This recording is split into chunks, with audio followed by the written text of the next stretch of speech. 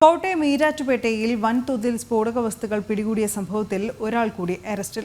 ഈരാറ്റുപേട്ട നടക്കൽ ഭാഗത്ത് പാറയിൽ വീട്ടിൽ ഇർഷാദ് പിയെയാണ് ഈരാറ്റുപേട്ട പോലീസ് അറസ്റ്റ് ചെയ്തത്. വണ്ടൻമേറ്റിൽ നിന്ന് അറസ്റ്റിലായ ഷിബിലി ഇയാളുടെ കെട്ടിടത്തിലാണ് സ്ഫോടക വസ്തുക്കൾ സൂക്ഷിച്ചിരുന്നത്.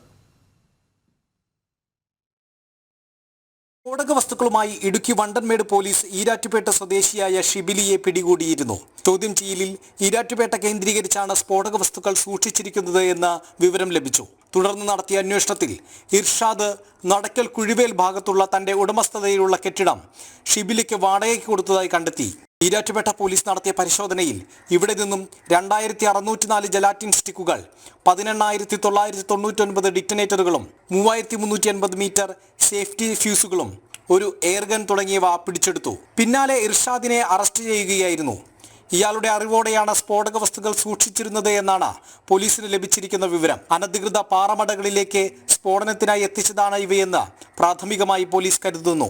ഇവരിൽ നിന്ന് സ്ഫോടക വസ്തുക്കൾ വാങ്ങിയവരിലേക്കും അന്വേഷണം നടക്കുന്നുണ്ട്. കോടതിയിൽ ഹാജരാക്കി ഇർഷാദിനെ റിമാൻഡ് ചെയ്തു. ജനം, കോട്ടയം.